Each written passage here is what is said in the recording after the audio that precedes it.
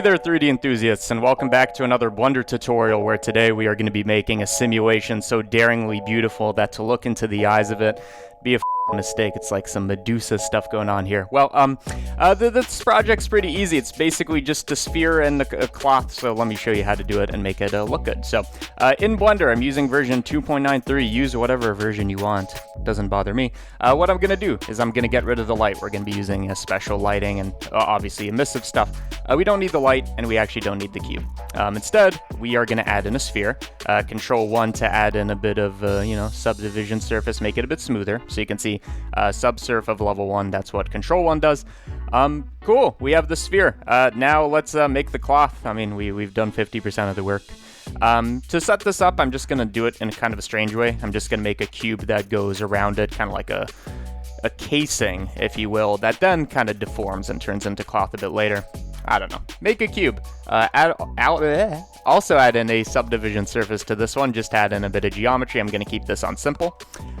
So you can see if we were to apply this, if I could apply this, you can see we have a lot of geometry. Of course, I'm not going to, but add in a subdivision surface, and then we are going to make this cloth object, make the sphere a collision object, and let's see what that gives us right off the bat.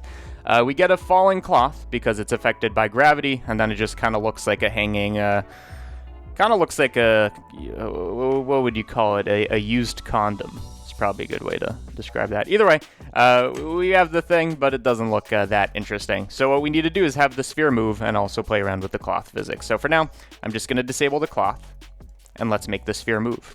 To do this in a kind of random and procedural way where we don't have to do any work, take the sphere, add in a location keyframe. The reason we do this is if we go to the graph editor, now we have location data. If you didn't do a keyframe, it wouldn't be there. So many philosophers have pondered, if you never asked the question, would it appear in the graph editor? We're going to add noise to the X channel, or I guess we added it to X.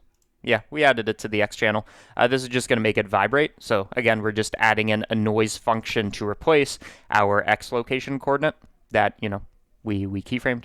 I'm just going to edit this a bit. So first of all, I'm going to make it a bit slower. That's what this does. It kind of flattens the wave a bit. So you can see we have a very low frequency kind of thing going on. Second of all, I'm going to increase the strength. That's what the second slider does. So we have very slow but very large kind of amplitude waves. Next, I'm going to add in a bit of depth. What depth is going to do is just add in a bit of sharpness, so a lot of points of inflection is, I think, what it's technically doing. It's just going to make it a bit more chaotic. Like, it's unsure. Is it going left or right? It's like you're trying to cross somebody in the hallway, and you're both like, oh, I'll go left, I'll go left. Actually, that would work. If you both said one goes left, one goes right, that's where the issue is. Either way, that's good X channel randomness. I'm going to copy this. Go to the Y channel. I'm going to paste it and just change the phase so it gives us a slightly different wave, and they are independent of each other. And let's do that for this as well. So now we have a randomly moving thing. Beautiful. Only thing that we need to modify because of this is maybe we need to make our bounding thing a bit bigger and just reposition it. Okay, cool. Let's enable our cloth again and see what we get so far. So we get cloth and it's interacting, and let's see what that looks like in solid view. This is going to have quite a few issues. First of all, you're going to notice that it kind of looks super jagged and all this. A big part of that is the cloth, while it is colliding with the sphere, it's not very much so colliding with itself. So it can self-pass through itself. We need to turn off self-collisions, long story short. So go to the cloth settings. Go to the collision settings. We are going to take self-collisions and enable them, which is, yes, going to make everything slower. So for this, I'm just going to lower our subdivisions so there's less geometry. Got to restart it, just so we can see this in something closer to real time. Okay, cool. Couple other things. One, shade smooth, obviously. Two, I'm also noticing that this kind of looks rigid, which might be what you're going for, but we could play around with that and get a more silky cloth. So, in the cloth settings, we could play around with these numbers. I don't know what they mean, so let's use a preset. So this is the preset thing. A lot of people don't know this exists. So here you can see we have a leather. This is going to be like a super rigid simulation if we pick leather. So you can see it's kind of like very rigid and keeping its cubic shape. I found that cotton is a good thing. So cotton or silk. I have found that silk is a bit too flowy, but cotton is kind of like a good balance, okay? Cool. So now we got a nice flowing cloth. Let's make it less jagged by applying subdivision surface again. So what's happening here is we have a cube. We're adding in geometry. That's what this subsurface for. We're then simulating our cloth. And after the cloth, we're then smoothing it out again, is the idea. And you can see it looks pretty good. To add in a bit more detail, now that we're like kind of confident on this, I'm just going to bring up the subdivision number, which again, going to make it simulate slower, but there's going to be more wrinkles and crinkles and stuff like that because we have more geometry. And you can see it actually kind of behaves a bit more differently. So now that we have the physics down and you can bake this cache and all this, well, whatever. Once you have the motion down, let's talk about the way it looks. So we're going to go to shading. And I'm just going to make one of these emissive and HDRIs and all that jazz. So before we do anything, let's go to cycles. I'm going to use a environment texture just so we can see, you know, the situation. So I'm just applying an HDRI environment texture. You know the deal. I'm going to go for a dark one just so it has like a lot of shadows that are very evident so I can really see the folding of the cloth. Okay, so we got the thing. I'm just going to find a frame that I want to work with, so that, you know, I could be like, this is good reference. By the way, if you're seeing the sphere poking out of the thing, all you have to do is take your quality steps or collision steps and bring them up. It's just going to simulate for longer.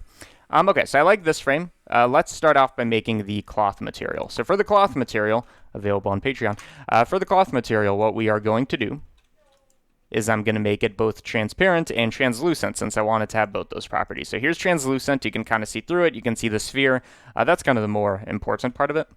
But I'm also going to add in a bit of transparency and mix these together. So we kind of have the best of both worlds. It's kind of like a film of like saran wrap or something like that.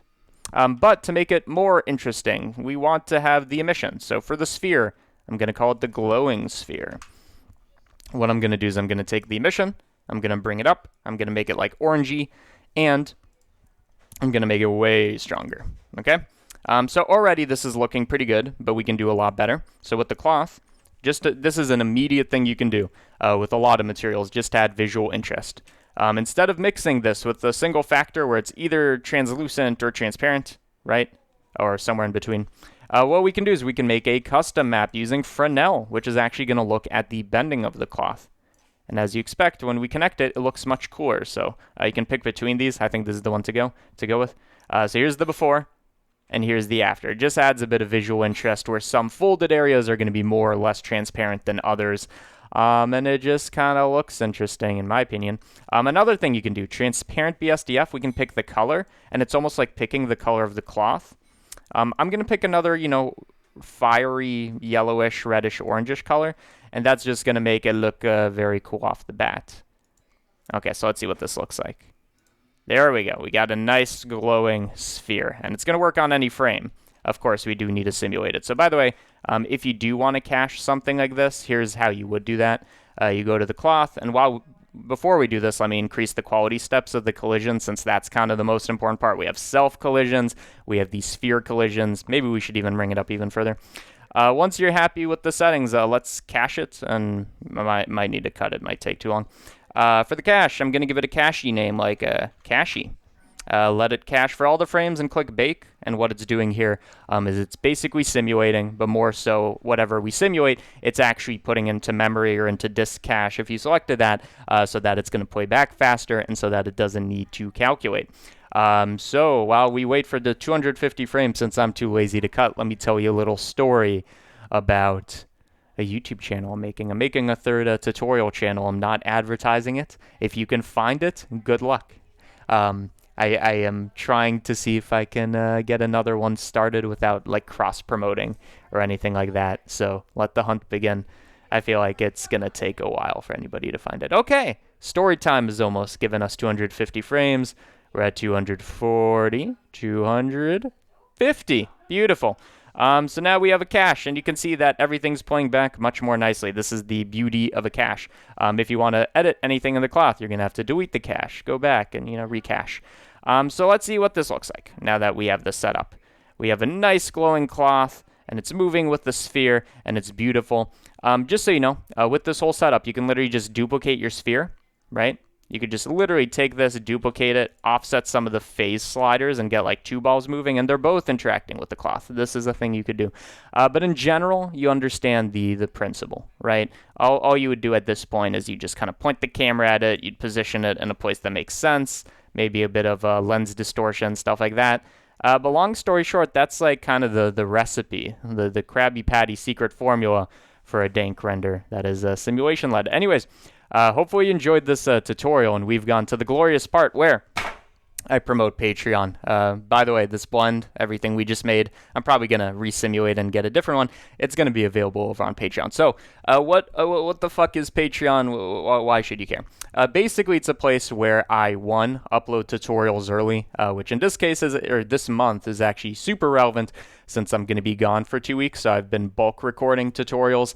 So some people have seen this tutorial potentially 2 weeks before I click the public button. Maybe only a week and a half. I don't think I've actually done 2 weeks of tutorials done. But either way, early access to tutorials, usually it's a day or two early. But in this case, it's very, very early, although this might be coming out at the end of that trip. Either way, it's a place to get that. It's also a place to get exclusive tutorials when I make them. Those are on neither of the 3, I guess, now YouTube channels, right? They're only for patrons. You get early access, you get exclusive tutorials, Discord access, Patreon newsletter, things like this, and the blend files, obviously, any project I've ever made. So check it out if you're interested. Link in the description. If you are, you've clicked it. If you're not, you're not. Thanks for watching. Now you know how to make a glowing ball sack. Cool.